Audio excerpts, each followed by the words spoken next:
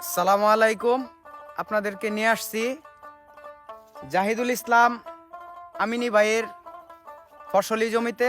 আজকে ঘুরে দেখাবো, যিনি ইমামতির পাশাপাশি সিম ক্ষেত করছে। তো সিম ক্ষেতের মধ্যে আজকে ঘুরে দেখাবো জাহিদুল ইসলাম আমিনী ভাইয়ের ফসলি জমি।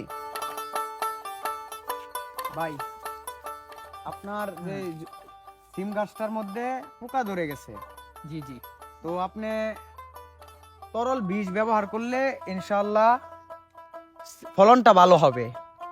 আপনি তো স্প্রে মনে হয় করেন নাই। না, স্প্রে আমি করছি কিন্তু সময় মতো করতে পারি না, এর জন্য আপনার ফলনটা আসতেছি না। ও আচ্ছা আচ্ছা। আমি প্রায় অর্ধ বিঘার মধ্যেই ফলনটা করছি, কিন্তু আপনার আসতেছি না কেন এটা বুঝতেছি না আর কি। জাহিদুল ভাই, তো জি। আপনার সিমের মধ্যে ভাইরাস হয়েছে, দেখেন এই যে হুম, এটি কিন্তু নষ্ট হয়ে যাইতেছে। তো নষ্ট হয়ে আপনার যেতেছে। স্প্রে ব্যবহার করার দরকার। তরল স্প্রে ব্যবহার করলে ইনশাআল্লাহ ফলন আসবে ভালো। বীজ যেটা জি জি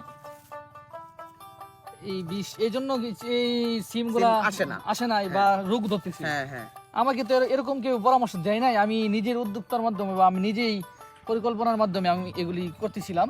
কিন্তু এরকম পরামর্শ পাইলে আমি আরো মনে হয় ভালো কিছু করতে পারতাম বা এরকম ক্ষতি আমার হইতো না। হ্যাঁ এই যে এটার মধ্যে পোকা, এই যে এটার মধ্যে পোকা আছে, পাতার মধ্যে পোকা থাকে, এগুলার মধ্যে পোকা থাকে। তো আপনি যদি তরল স্প্রে বিষ যে হেরা স্প্রে করে দেন, ইনশাল্লাহ আপনার ফলন ভালো হবে।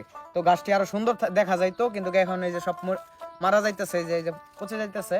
জি জি জি তো আপনার ওই যে দেখতেছেন পোকাটা, হ্যাঁ জেতা, পোকা, এই যে জেতা হ্যাঁ পোকাটা, জেতা পোকা। এই পোকাটা থাকলে গাছটা মারা যায়, গাছটা পচে যায়। আচ্ছা আচ্ছা।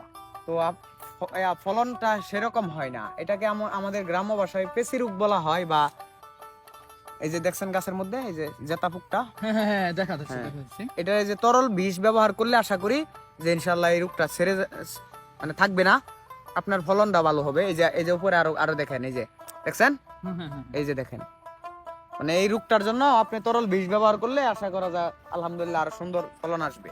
আপনাকে যে পরামর্শ দিলাম, হুম, হুম। এই পরামর্শ অনুযায়ী যদি আপনি স্প্রে করে দেন, আলহামদুলিল্লাহ ফলন ভালো আসবে।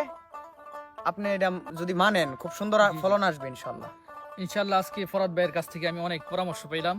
এই পরামর্শগুলো যদি আমি আগে পাইতাম তাহলে আমি একটা উপকৃত হতে পারতাম।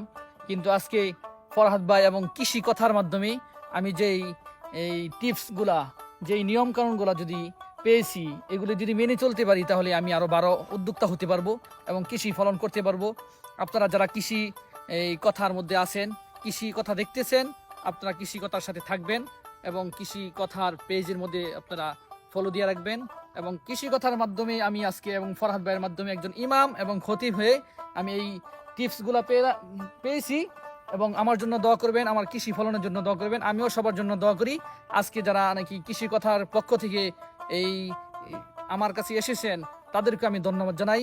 সকলকে জানাই আসসালামু আলাইকুম রহমতুল্লাহি ওয়া বারাকাতুহু।